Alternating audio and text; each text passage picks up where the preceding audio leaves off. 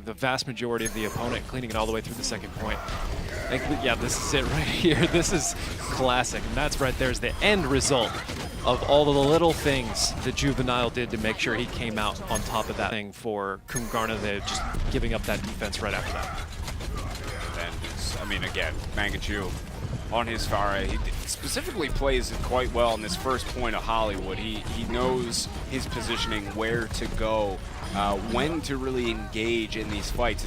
It's honestly a beautiful thing to watch because there's not many guys that can play Pharah that well. And then here is one of the final pushes that solidified it for Renegades, but you know, with that graviton just being able to come over top, and that's Mangachu sitting up there uncontested. He was able to put in so much damage there along with the rest of the team. The Bastion pick that completely countered it. They expected this to happen. You can see it right here as they shut him down. The thing, a lot of teams will even just try and run a Hanzo off the very start of the offense just to see if there's anybody lurking in some of these areas, because teams have been going for these very aggressive first defenses. And this time didn't necessarily pay off for Renegades. I mean, they got kills, but Kungarna takes the fight in the end, and they, you know, it was just all Kungarna throughout the rest of that. I mean, it was... These match were impressive as we take another look at their offensive push here. Connor J, I mean, throughout the entirety of the Winter Premiere, this guy has been, he's just been a massive part of Kungarna and their success that they've had. He's just an absolute monster. Every time, I mean, this game, getting a lot of fights just continuously going their way. They'll be able to take the win. One of the big things, too, was AzekZero just... he wasn't as big of a threat, I think, as he was yesterday as well. He just didn't seem to do quite as much. He was doing a little bit better on Roadhog, but he wasn't able to play Tracer like he was yesterday in some of the matches that Liquid was playing.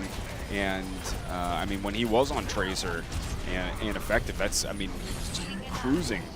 But today, not the case. He wasn't really able to do that. Ube incumbent map, but again, it's good to see these teams being so close. We're having... I mean, brilliant games between the two of them. And Earthshatter that came out from Mezzer there did a good job to get the nano boost onto Spree. I thought with that graviton they were going to be able to seal the deal getting these kills, but just not enough for Luminosity in the end.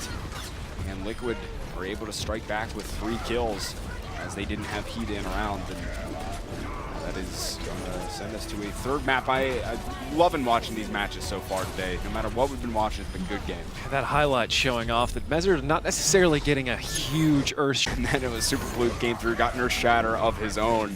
And I mean, this Earthshatter was just huge for Luminosity to win the fight in the end and let them come through. I mean, that's 3 or 4 guys. And just, it was all Luminosity from there on out. We keep on talking about those Earth Shatters, just coming through and just gets the win here at the very end.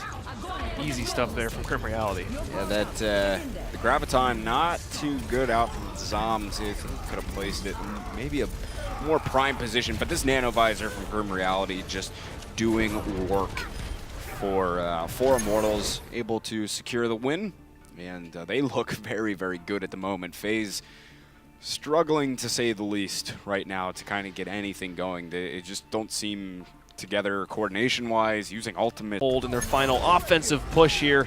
So they're able to put that one through and get the win. Honestly, I thought for a while FaZe was going to be able to shut it down and get a tie on this map because they had a lot of utility for a lot of it, a lot of ults, but Immortals did a great job of focusing people down. Mike that was in the back there by himself. The Immortals players just rushed him. They made sure that they were getting kills.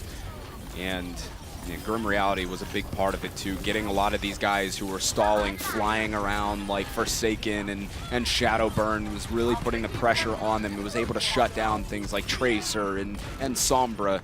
So good job by Grim Reality and the rest of the crew to be able to pull out. Down as Complexity was able to hold on there on the defense, get the win. Winghaven pretty much kept them in this second point fight. He and just narrowly missed dying as well. I mean, he got sent off the cliff afterwards. Proteges is like, I'm tired of you. But, I mean, if it weren't for Winghaven and his Earth Shatter and just stalling, an ability to stay alive at that, you know, I mean, it could be fault of Citizen for not killing him, but, I mean, just the fact that he stayed alive for as long as he did with the stalls, kept complexity in it, and very well done by. And the nano boost, he got to get 3 kills here on that final point. He did this a couple times. This one was no exception. He ended up getting a lot of value throughout the, I mean, really the entirety of this match with his nano visors. Them in this one here. That's going to get stuff for him. Yeah, he had a few really big moments himself as he just gets in here, swinging away.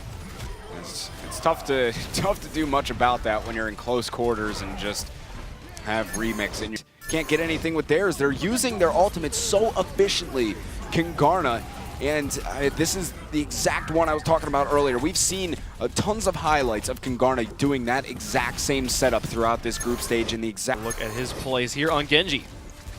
He's, you know, obviously the big impact player for FaZe. You get those nano blades, he starts shredding them up.